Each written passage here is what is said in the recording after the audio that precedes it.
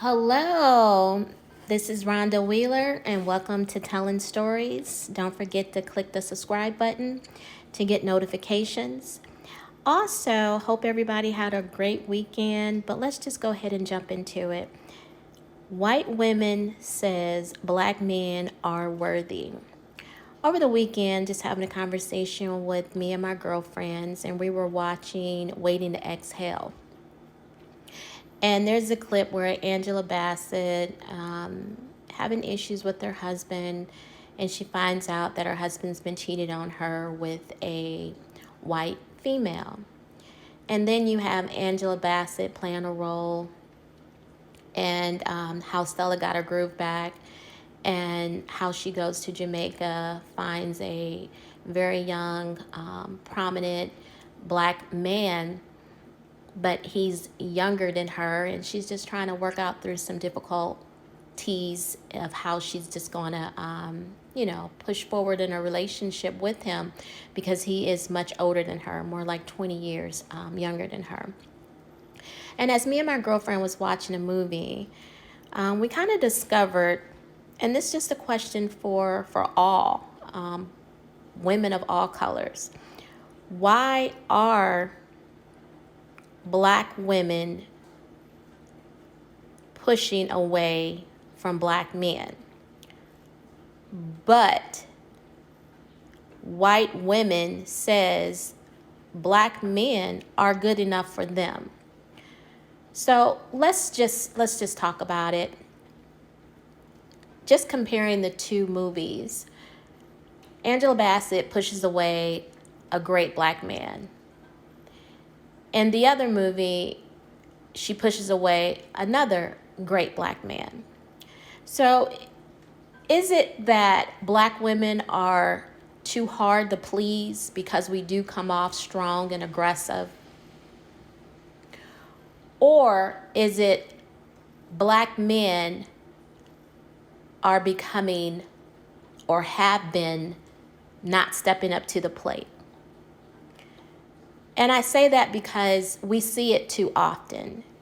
We see where there's a successful black male and he's with a white woman. And then we see a successful black woman and she is by herself.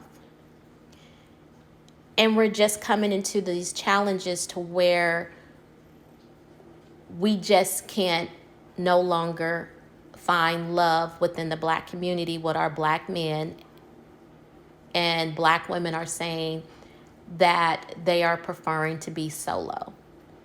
Single women, solo, poly playground, however you want to say it, we going on the solo list. And a lot of black women are okay with doing that. And I was talking to my friend, and we were just trying to figure out, over the history of years of how that could have, transpired. And, what we just, continue to come up with, it just goes back into the single black woman's home and historical events and the trauma that each culture face, or each sex face, I'll just say that, which is men experience trauma, women experience trauma growing up just being black. And it's not that black women are hard to get along with and black men are difficult and challenged to, wanting to create a family with. I strongly believe that it's just come a time to where the races are just growing apart, just like a bad relationship, just like a bad divorce.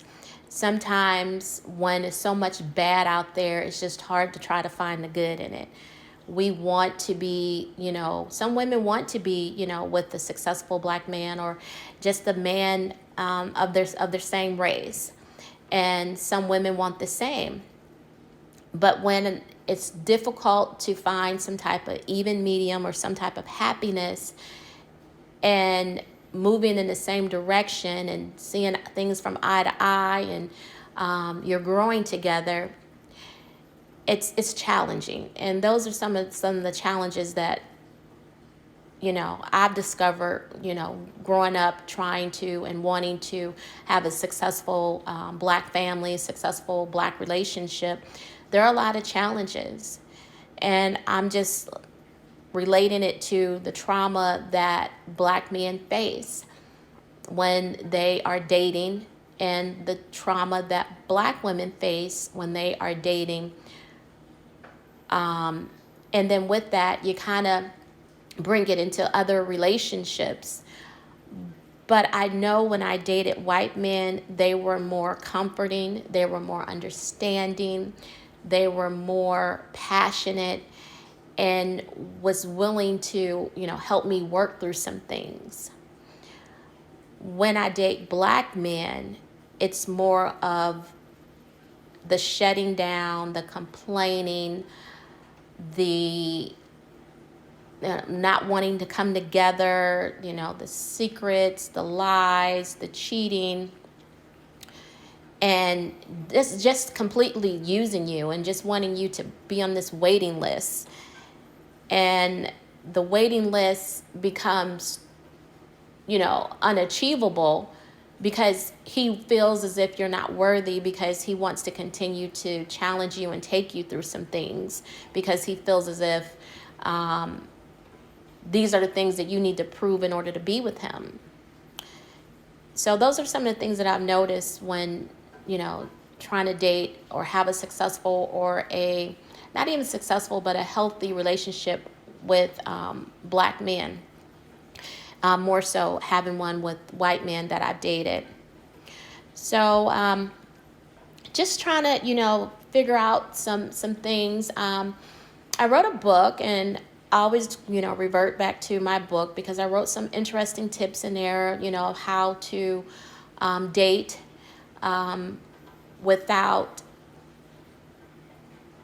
date with knowing your purpose, and just don't be a random dater.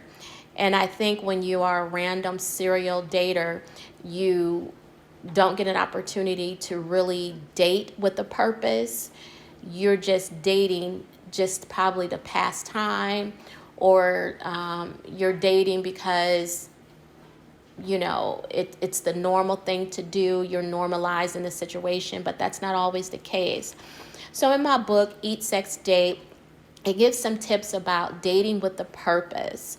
So regardless if you want to date Black, white, Hispanic, Asian, Jewish, whatever you choose to date, just make sure that you are dating with a purpose. And some of the things that you have in mind, just for example, in my book, if the guy that you're interested in want to have children, and you don't want to have children, then why continue with the date? It just ended, it's over. Or just say, for instance, a woman that you're interested in and she doesn't want to get married. Why continue with the date? Just close it out. It's done. It's over, But tell the person your reason why you don't want to no longer be involved with him or her. I just really think it's just start by just having the real honest conversation with the people that you are involving in your life, in your circle, and that you're communicating with, and that you're, dating, and that you're being intimate with. We have to start having real conversations, and not just thinking about taking pictures of the places that our dates are taking us on, but really figuring out how we can date with a purpose, to where we can start connecting with the men and women that we want to meet. And I'm not down in anyone who wants to be solo. I mean, that's your preference. But at some time, you're still going to have to face your fears, your challenges. And if you are that way as a person, then it's going to definitely roll over into any relationship that you're trying to build, whether if it's professional or just casual. So get my book, Eat, Sex, Date. It's some interesting tips in there. It's available on Amazon, and I think that you will enjoy it. And also, it will give you a guide, and always being able to reference back to it as a true story relationship guide. It's some real true tips in there that will allow for you to think positive, and to be able to conquer a lot of these challenges that we're facing when we're going into a relationship, ending a relationship, or we're just in the bubble phase. So it was good speaking to you this week. Hope to talk to you again soon. Appreciate you. Until next time.